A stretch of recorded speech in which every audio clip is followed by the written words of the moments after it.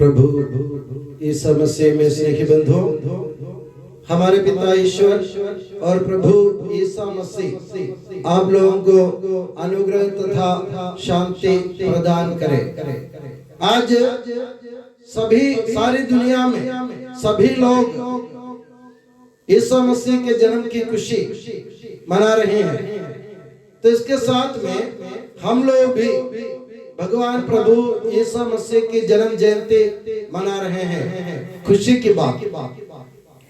की बात इसलिए है कि प्रभु ईसा मसीह जो ईश्वर का पुत्र है, परमपिता ईश्वर का पुत्र प्रभु ईसा मसीह एक मानव बनकर इस दुनिया में हम लोगों को मुक्ति देने के लिए आया।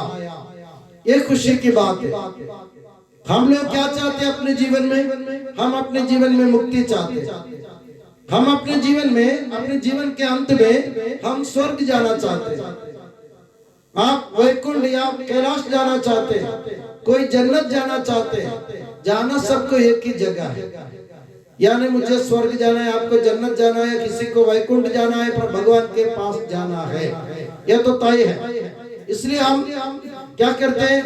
हम अपने जन्म से लेकर मृत्यु तक, मरण तक, अपने आखिरी दम तोड़ने तक हम लोग प्रभु की खोज में लगे रहते हैं। प्रभु हमको कहाँ मिलेगा? यह हमारे जीवन का एक हिस्सा बन गया। हम लोग चाहते कि हमें प्रभु के दर्शन मिल जाए, प्रभु का दीदार हो जाए। इसलिए हम क्या करते हैं? कोई हिंदू लोग हो वे मंदिर में जाते हैं, आरती उतारते हैं, कभी गंगा नहाने जाते हैं, कभी काशी हरिद्वार जाते हैं। और ईसाई लोग हो तो कोई अपने भारत में बोले तो तमिलनाडु के वेलांकन्नी में जाते हैं, कभी केरल के मलयाटूर में जाते हैं, कभी लोग यरूशलेम जाते हैं, क्योंकि प्रभु ईसा मसीह के दर्शन करना है। और मुस्लिम लोग कहाँ जाते हैं? भारत की बात बोलो तो भारत के मुसलमान कहाँ जाते हैं? अजमेर शरीफ जाते हैं। और कभी कोई हज मनाने जाते, बहुत तकलीफ उठा के। अभी हमारे इधर जो लोहे का काम कर रहे हैं अमीर भाई, वे भी हज गए थे। बीच में इनका पापा बीमार हो गए। ये मतलब ये तो पैरालिसिस हो गई, मतलब ये इनके सारे अंग शून्य हो गए। फिर भी वे रुके नहीं, बीमार पापा को लेकर वो हज करने गए। तो इंसान की इच्छा कितनी है? प्रभु से मिलने की इच्छा। सभी यही चाहते हैं ना, सबको यही चाहते हैं कि कोई सा भी धर्म, कोई सा भी हो, इंसान की इच्छा एक होती है। इच्छा ये है प्रभु का मिलन और प्रभु के दर्शन। इसके लिए तो हम जाते हैं। हम अपने उज्जैन में महाकाल दर्शन करने जाते हैं। हमारे उद्देश्य, मैं कैथेड्रल चर्च में अपने देवास रोड पे स्थित अपने बड़े चर्च में जाता हूँ प्रभु ईसा मसीह के दर्शन करने। मगर मेरे प्यारे बंधुओं, ईश्वर के दर्शन हमको कहाँ मिलते हैं? आपने कभी सोचा हमको ईश्वर के दर्शन कहाँ मिलते हैं? ईश्वर के दर्शन अगर आप चाहते हैं तो सबसे पहले आपको ये जानने की जरूरत है, जैसे अपने पवित्र ग्रंथ बाइबल में लिखा है, ईश्वर का कोई रूप नहीं है। ईश्वर को किसी ने कभी देखा भी नहीं है। कि आपने ईश्वर को देखा? किसी ने नहीं देखा। आपने ईश्वर का रूप नहीं है, ईश्वर अरूप है। ओ ईश्वर, अगर ईश्वर का रूप नहीं है, हम ईश्वर को कैसे देखेंगे? इसके लिए कोई उपाय तो होना चाहिए। ईश्वर हमें कैसे दिख जाएगा दुनिया में? कैसे दिखेगा? इसके लिए उपाय हमें पवित्र बाइबल में हमें बताया गया है। ईश्वर का रूप प्रेम है। ईश्वर प्रेम है और ईश्वर ने अपने रूप और सादृश्य में इंसान का सृजन किया है। आप में से कोई बोल सकते, ये दावा कर सकते हैं क्या कि मैं अपनी इच्छा से धरती पर आया था? आपकी इस दुनिया में जन्म अपनी इच्छा से हुआ था क्या? आपकी इच्छा से आपका जन्म नहीं हुआ। आपका जन्म भगवान के द्वारा हुआ। तो भगवान ने अपने रूप में आपको इस दुनिया में भेजा। और भगवान का रूप क्या है? प्रेम है। इसलिए पवित्र बाइबल में प्रभु यीशु मसीह का चेला संधियोन कहता है ईश्वर प्रेम है। अगर आप लोग एक दूसरे से प्रेम करेंगे, ईश्वर आपको वही मिल जाएगा। तो ईश्वर को देखना तो क्या करना पड़ेगा? प्रेम करना पड़ेगा। किससे? अपने दुश्मनों से भी प्रेम करना पड़ेगा। यही क्रिसमस का संदेश है। अगर आप दर्शन चाहते हो, अगर आप दर्शन के लिए तरसते हो, मंदिरों में, मस्जिदों में, गिरजाघरों में और अपने गुरुद्वारों में चक्कर लगाने की जरूरत नहीं है। तीर्थ स्थानों में आरती उतारने की भी जरूरत नहीं है। ये सब हम करते हैं, इसलिए करते हैं कि हम भगवान को चाहते हैं। अगर असली रूप से अगर आप भगवान के दर्शन करना चाहते हो तो आप लोगों को अपने पास बैठे लोगों को प्यार करने की जरूरत है। अभी आप इस मंदिर में आप बैठे, आप जरा सोचिए, आप लोगों के बीच में इतने सारे लोग बैठे, आप आपस में जिन जिन लोगों के मन में फूट है, मनमुटाव है कि नहीं है? अपने पास तो बैठे। क्यों बैठे? क्योंकि फादर जी के आज जन्मोत्सव मना रहे ईसा मसीह के, इसलिए हमको बुलाए, हम आगे और हम बैठे। पास में कौन बैठा है? दुश्मन बैठा। हम बात करने को तैयार नहीं है। बात करने की बात छोड़ दो, उस तरफ देखकर, उसके चेहरे पर देखकर जरा मुस्कुराना भी हम नहीं चाहते। चाहते हैं क्या? अगर आपको मालूम है कि मेरे अगल बगल में मेरा दुश्मन बैठा है तो आप उनकी तरफ देखकर मुस्कुराएंगे क्या? नहीं मुस्कुराएंगे। हम इंसान हैं। हम क्या करते हैं? हम एक दूसरे को ललकारते, हम अपने मन में नफरत रखते हैं, घृणा होती है हमारे मन में, दूसरों से बोलने की इच्छा नहीं होती। अगर आप अपने पास में बैठे अपने भाई बहनों को ईश्वर के रूप मानकर प्यार नहीं कर सकते हैं तो आप लोगों को ईश्वर के दर्शन भी नहीं मिलेंगे। पक्की बात। आप कहीं भी जाओ, चाहे आप कहीं भी जाओ, आपको ईश्वर के दर्शन नहीं मिलेंगे जब तक आप अपने भाई बहनों से प्यार नहीं करेंगे। इसलिए ईश्वर प्रेम है, जो प्रेम करता है वो ईश्वर की संतान है। तो ईश्वर की संतान बनने के लिए हमें क्या करने की जरूरत है? प्रेम करने की जरूरत है। इस प्रेम को हमको दिखाने के लिए, इस प्रेम के बारे में हमको समझाने के लिए प्रभु यीशु मसीह इस दुनिया में मानव होकर जन्म लिया था। इसलिए प्रभु यीशु मसीह इस दुनिया में आए थे। और पवित्र बाइबल में ऐसा लिखा है, ईश्वर ने संसार को इतना प्यार किया कि उसने उसके लिए अपने इकलौते पुत्र को अर्पित कर दिया, ताकि जो भी उसमें विश्वास करे उसका सर्वनाश ना हो, बल्कि उसे अनंत जीवन प्राप्त हो जाए। तो हमें क्या चाहिए? हमें अनंत जीवन चाहिए। इस दुनिया में कोई अपना नहीं है। आज काका जी बैठे, काकी जी बैठे, काका जी के बच्चे भी यहाँ बैठे। काका जी से मैं पूछूं, ये अपने लड़के अपने रहेंगे क्या? नहीं रहेंगे। कोई अपना नहीं है इस दुनिया में, कोई किसी का नहीं है, क्योंकि हमारा असली घर ये नहीं है। ये हमारा असली घर, ये धरती है, पृथ्वी, ये जगत नहीं है। हमारा असली घर स्वर्ग राज्य है। वहां जाना है और ईश्वर से मिलना हो तो हमें प्रेम के जरिए एक दूसरे से प्यार करने के कारण हमें आगे बढ़ने की जरूरत है। और बाइबल में लिखा है, इंसान को प्रभु ने इतना प्यार किया, ईश्वर ने प्यार किया कि ईश्वर ने उसके लिए अपने इकलौते पुत्र को इस दुनिया में भेजा। प्रभु ईश्वर, पिता ईश्वर, जिसे अपन भगवान कहते हैं, किसी भी धर्म में हो, भगवान तो भगवान ही होते, नाम अलग अलग हो सकते हैं। महाकाल हो सकते हैं, श्री रामचंद्र जी हो सकते हैं, अल्लाह हो सकते हैं, या गुरु ग्रंथ साहिब हो सकते हैं, ईसा मसीह भी हो सकते हैं। नाम अलग अलग है, मगर व्यक्ति एक है ना। अलग अलग ईश्वर है क्या दुनिया में? एक ही ईश्वर है। आपने कोई नाम दिया, मैंने अपने हिसाब से कोई नाम दिया, किसी और ने और कोई नाम दिया, लाखों हजारों नाम हमने दिया प्रभु को, मगर प्रभु एक है। इसलिए प्रभु ने संसार को प्यार किया कि उसने अपने इकलौते पुत्र को इस दुनिया में भेजा, ताकि जो भी उसमें विश्वास करे उसका सर्वनाश ना हो। एक बात आपने सम्राट अकबर के बारे में सुना? सम्राट अकबर, राजा अकबर के बारे में आपने सुना होगा। बहुत बड़ा राजा थे, बहुत बड़े राजा थे, जो आगरा, दिल्ली और दिल्ली में पूरे उनकी हुकूमत चलती थी। सारे भारत में, समूचे भारत में उनका नाम चलता था।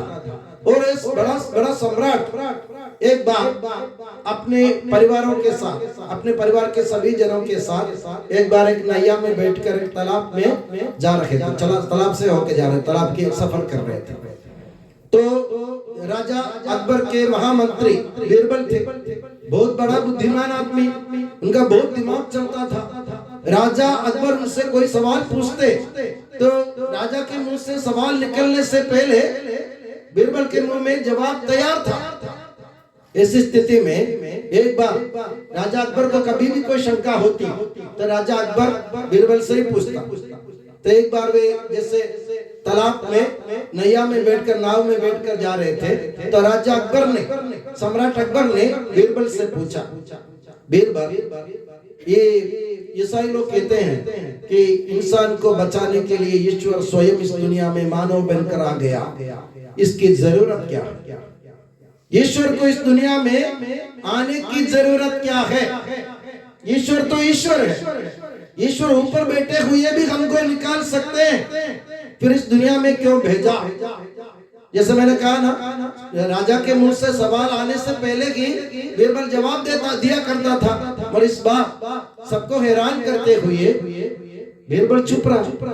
बीरबल के मुंह से जवाब नहीं निकला तो राजा भी हैरान हो गए, आश्चर्यचकित हो गए, आज बीरबल को क्या हुआ?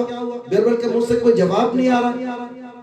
तो थोड़ी देर बाद जैसे नैया तालाब के बीचों बीच पहुंच गई नाव, तो एकाएक बीरबल अपने आसन से उठा, अपनी कुर्सी से उठा और उसने क्या किया? राजा सम्राट अकबर की गोद में जो उसका इकलौता पुत्र खेल रहा था, इकलौता बेटा खेल रहा था, उसको पकड़कर पानी में फेंक दिया, मझधार में फेंक दिया। राजा घबरा गए, सब लोग चकित हो गए, सबको किसी को कोई सूझ नहीं पड़ रहा था कि क्या हो रहा है। बीरबल पागल हो गए क्या? सब लोग आपस में देख रहे क्या करे? सम्राट अकबर के इकलौता पुत्र है, इसका इकलौता बेटा है, उसको उसकी गोद में से छीनकर उसने पानी में फेंक दिया, अब क्या होगा? बीरबल के जैसे कि तैसे हो जाए। सब सोचने लगे बीरबल आज खत्म। राजा अकबर भी कुछ सोच नहीं पा रहे थे, कुछ समझ नहीं पा रहे थे। उन्होंने क्या किया? राजा अकबर ने एकदम छलांग लगा दी। कहां? पानी में, मझधार में। राजा सम्राट अकबर ने यह भी नहीं सोचा होगा कि मुझे तैरना नहीं आता है। वाकई में राजा अकबर को तैरना आता नहीं था, वे खुद पानी में कूद पड़े और जैसे तैसे मशक्कत करके उन्होंने अपने इकलौते पुत्र को बचाकर वापस नैया में वो ले आए। नैया में आने के बाद राजा के हाव भाव सब बदल गए, वे गुस्सा से आग बबूला हो गए और बोले कि निकम्मा नालायक आदमी। बीरबल से बोले कि तुम्हारी जुर्रत कैसे पड़ी, तुम्हारी हिम्मत कैसे खुली कि तूने मेरे इकलौते पुत्र को मेरी गोद में से छीनकर पानी में फेंक दिया? मैं तुम्हें बर्दाश्त नहीं करूंगा, सजा ये मौत सुनाऊंगा। सब लोग फिर डर गए क्योंकि राजा की आज्ञा है, मानना ही पड़ेगा, आज बीरबल का सिर काट दिया जाएगा। तो बीरबल हाथ जोड़ते हुए भगवान से अपने सम्राट से निवेदन किया, सम्राट कुछ देर पहले आपने मुझसे एक सवाल किया था कि ईसाई लोग क्यों कहते हैं कि इंसान को बचाने के लिए ईश्वर स्वयं इस दुनिया में आए थे, ईश्वर को दुनिया में आने की जरूरत क्या थी? मैंने कोई जवाब नहीं दिया था। अब मैं आपसे एक सवाल करना चाहता हूं, उसके बाद आपको जो सूझ पड़े आप मेरे साथ कर लीजिए। उसने पूछा, जब मैंने आपके इकलौते पुत्र को, इकलौते बेटे को आपकी गोद में से छीनकर पानी में मझधार में फेंक दिया, तो आप स्वयं क्यों कूद पड़े पानी में? आपको तैरना आता नहीं, आपने ये नहीं सोचा कि मैं कूद जाऊंगा तो मैं मझधार में मैं भी डूब जाऊंगा? आपको कूदने की जरूरत क्या थी?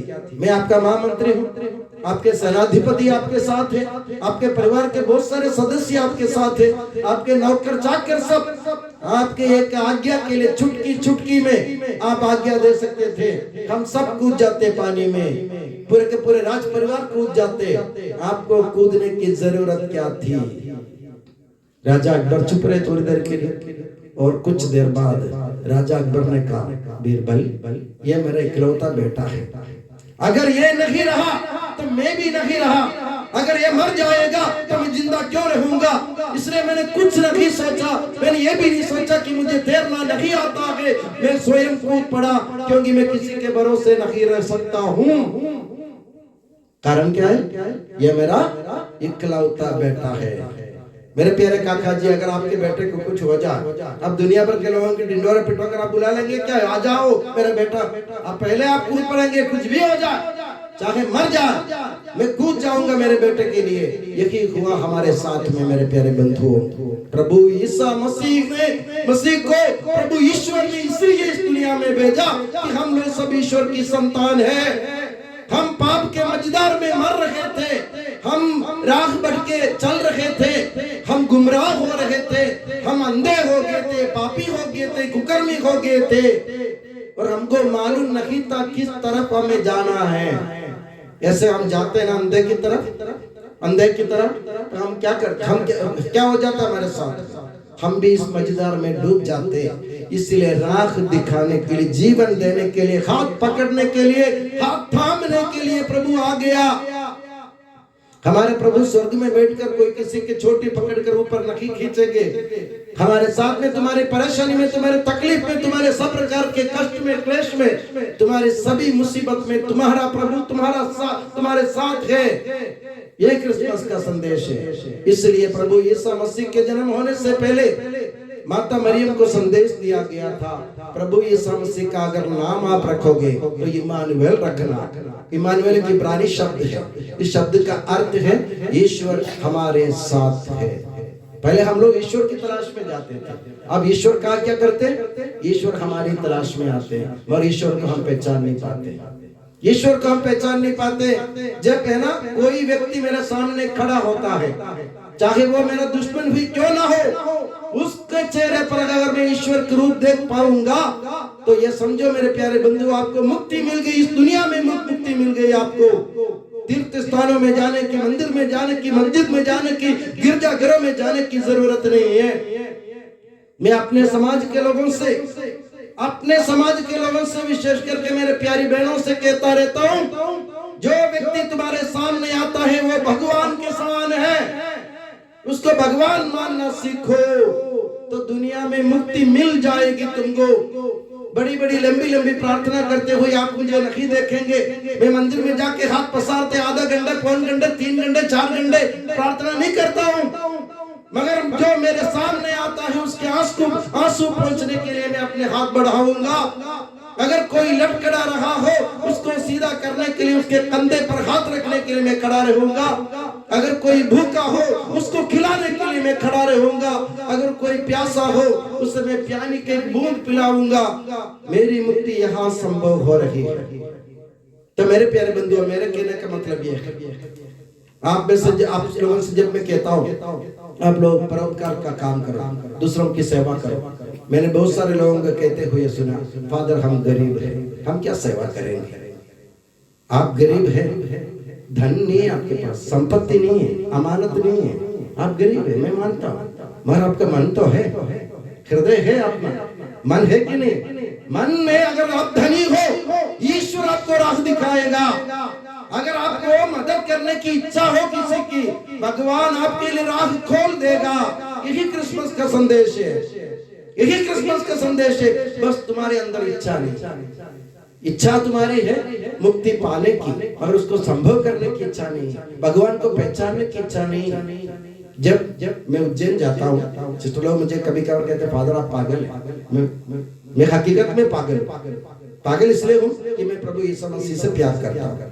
वो पागल है प्रभु यीशु मसीह, क्योंकि वो हमारे लिए मर गए थे। वो पागल है कि नहीं, वो हमारे लिए क्रूस पर मर गए थे। दोनों हाथ इन्होंने ऐसा लंबा करके क्रूस में कीलों से ठुका गया। वो पागल नहीं है क्या? हमारे लिए वो पागल हो गए तो मैं उसके लिए पागल हो सकता हूँ कि नहीं? अगर प्रभु यीशु मसीह हमारे लिए पागल हो गए तो मैं उनके लिए पागल नहीं हो सकता क्या? हो सकता है। आपके भगवान आपके लिए पागल होते हुए आपकी तलाश में आ रहे हैं, तो आप अपने भगवान के लिए पागल नहीं होंगे। पागल होने का मतलब यह नहीं कि आप भगवान के लिए दूसरों को मारो पीटो। भगवान के लिए पागल होने का मतलब यह है कि आप दूसरों की सेवा करो, उनको भगवान के रूप मानकर उनकी सेवा करो। आप है ना, एक बूंद पानी भी किसी को पिलाएगा ना, अनजाने भी पिलाएंगे ना, तो आप ये समझो मुक्ति की राह आपके लिए खुल गई है। फिर आप क्यों जाते हैं? पैसा किसी के पास पैसा नहीं तो कर्जा उठा करके काशी, वाराणसी, वो इधर वेलांकनी, मलयाटूर, वो जेरूसलम, जन्नत, अपने हज, अजमेर शरीफ, पैसा नहीं, बैंक से लोन लेके भी लोग जाते हैं। इसकी जरूरत है क्या? जब आप छंदूकड़ी में बैठे हुए अपने घर में बैठे हुए आप अपने भगवान का दर्शन कर सकते हैं, तो फालतू की बातें करने की जरूरत है क्या? पहले आप अपने भगवान को अपने घर बुलाना सीखो। कैसे बुलाएंगे? जब आप अपने दूसरे लोगों में भगवान का रूप देखेंगे, जब आप दूसरों की मदद करेंगे, जब आप अपने लोगों के लिए सेवा करने के लिए तैयार खड़े होंगे। आप ये मत सोचो कि मैं गरीब हूँ, आप मन से अमीर हो तो आप ये सब कर सकते हैं। किसी भी धर्म में सभी धर्म हित सिखाते हैं, दूसरों में ईश्वर का चेहरा ढूंढो। तो क्रिसमस का संदेश क्या है? दूसरों की सूरत पर ईश्वर की मूरत का दर्शन करना। इसके लिए पहले क्या करना चाहिए? मुझे अपने आप को पहचानने की जरूरत है। मैं कौन हूँ? मैं ईश्वर का रूप हूँ। ईश्वर ने मुझे प्रेम में अपने रूप में बनाया। मैं ईश्वर हूँ। अगर मैं ईश्वर हूँ, अहम ब्रह्मास्मि हो, तो तुम भी आप भी वही हैं। तुम भी ईश्वर का रूप हो। तो दूसरों की सूरत पर ईश्वर की मूरत का दीदार करो। उसके लिए पहले अपने अंदर तुम में ईश्वर को खोजो। बाहर ढूंढने पर आपको कुछ नहीं मिलेगा। अपने अंदर भगवान को ढूंढो। उनको कई नाम से आप पुकारो, उनको कोई तकलीफ नहीं है। आप उनको राम कहे, रहीम कहे, गुरु ग्रंथ साहिब कहे, ईसा मसीह कहे, ईश्वर को कोई फर्क नहीं पड़ता है। कोई फर्क पड़ता है क्या? फर्क हम लोगों के लिए पड़ता है जो पागल होते हैं। धर्म के नाम पर, संप्रदाय के नाम पर, जाति के नाम पर हम पागल होते हैं। इसलिए हम उनको अलग नाम से पुकार कर अलग में अलग अलग बैठ जाते हैं। पर ईश्वर हमको बांधना चाहते प्रेम के सूत्र में। तो क्रिसमस का अगर आपसे कोई संदेश आपसे पूछे क्रिसमस का संदेश क्या है, तो मुझे सबसे पहले आपको यह कहना है, सबसे पहला संदेश ये है, ईश्वर अंतर्यामी, वो हमारे अंदर तो में निवास करता है। दूसरी बात, दूसरा संदेश क्या है? दूसरा संदेश ये है कि मैं ईश्वर का रूप हूँ। अगर मैं ईश्वर का रूप हूँ तो तीसरा संदेश क्या है? मुझे दूसरा भी ईश्वर का रूप है। जो मेरे सामने आता है वो मेरे लिए भगवान ही है। आप चौथी बात क्या है? प्रेम के सूत्र में एक दूसरे से बंधे रहो। यही क्रिसमस है मेरे प्यारे बंधुओं। ये मत सोचो कि वो ईसाई, ये मुसलमान, वो हिंदू, वो सिख, कुछ नहीं। ये सब इस दुनिया क्या बोलते हैं? पागलपन, दुनिया का पागलपन, उसमें हम फंस रहे हैं। तो मेरे प्यारे, आप जहाँ है, जिस धर्म में है, आप भगवान को जिस नाम से पुकारते हैं उसी नाम से पुकारते रहो। आप अगर आप प्रभु को, ईश्वर को महाकालेश्वर कहते, राम जी कहते, आप उसी के नाम से उसी को पुकारो, किसी और नाम मत लो। अगर आप ईसा मसीह के नाम से उनको पुकारते हो, ईसा मसीह के नाम से ही पुकारो, और कोई नाम मत लो। समझ गए आप जहाँ हैं वहाँ आप सही है। धर्म बदलने से कोई इंसान नहीं बदलता मेरे प्यारे बंधुओं। धर्म बदलने से कोई बदलता है क्या? हिंदू से ईसाई बन गए तो आप इंसान बन गए क्या? पहले आप इंसान बनना सीखो, ईसाई बनना मत सीखो। मैं किसी से नहीं कहता, बहुत सारे लोग आते हैं, फादर हमको ईसाई बना। मैं कोई फैक्ट्री चला रहा हूँ क्या ईसाई बनाने का? कोई फैक्ट्री नहीं चलाता हूँ। मैं आपको बनाऊंगा इंसान। मैं इंसान हूँ, आप भी इंसान बन जाओ। मैं आपको इंसान बना सकता हूँ। ईसाई, हिंदू, सिख, ये मुसलमान नहीं बना सकता हूँ मैं, और मैं मानता ही नहीं हूँ इस बात को। कोई कहता है कि मैं ईसाई फादर हूँ, मैं मुझे ईसाई फादर के नाम से पुकारते, ईसाई धर्म का फादर है। ईसा मसीह ने कोई किसी धर्म की स्थापना नहीं की। ईसा मसीह ने कोई धर्म की स्थापना नहीं की। ईसा मसीह ने मानवता रूपी धर्म की स्थापना की है, और उन्होंने एक ही जाति की स्थापना की, वो मानव जाति है। एक मानव जाति, एक मानव धर्म, इसको मैं मानता हूँ। और आप लोग उन लोगों के फंदों में ना फंसे जो धर्म की राजनीति खेलते हैं, जो धर्म के नाम पर राजनीति खेलते हुए हमको आपस में बांटना चाहते हैं। हमको क्या करना चाहिए? हम राजनीति में भी धर्म का काम करें। हम अपने जीवन में धर्म का काम करें। धर्म का काम मैंने आपको समझा दिया, मानवता का पाठ दूसरों को पढ़ाए, माने एक दूसरे को गले लगाए, और अपने दुश्मन को भी प्यार करना सीखे, तब जाके हमें मुक्ति संभव होगी। और आज मैं दुआ करता हूँ कि क्रिसमस के दिन आप लोग इस मंदिर में आए प्रभु ईसा मसीह के दर्शन करने के लिए। आपको प्रभु ईसा मसीह भरपूर मात्रा में अनुग्रह प्रदान करे, और आप जिस भगवान से भी आप प्रार्थना कर रहे हो उनके नाम में अटल रहे, इधर उधर ना भटके आप। और जो भी भगवान, जो भी हो, नाम जो भी हो, भगवान एक है, हमको प्रेम के सूत्र में बांधना चाहते हैं। ये भी आप समझो, यही क्रिसमस का संदेश है। और मैं दुआ करता हूँ कि आपके परिवार में हमेशा शांति, और हम आपके परिवार में हमेशा खुशहाली रहे। आपके जीवन से सभी प्रकार की बीमारियां दूर हो, और प्रभु यीशु मसीह और आपके जो भी जितने भी भगवान हमारे जितने भी नाम से भगवान को पुकारते हैं वे सब आपको आशीर्वाद प्रदान करें। और प्रभु यीशु मसीह की माता पवित्र कुंवारी मरियम से मेरी प्यार भरी निवेदन और मेरा प्यार भरा निवेदन और मेरी प्यार भरी दुआ ये है कि वे आप लोग हमेशा अपनी नियामत की छत्र छाया में सुखी और सुरक्षित रखें। पिता, पुत्र और पवित्र आत्मा के नाम पर आमीन। जय यीशु।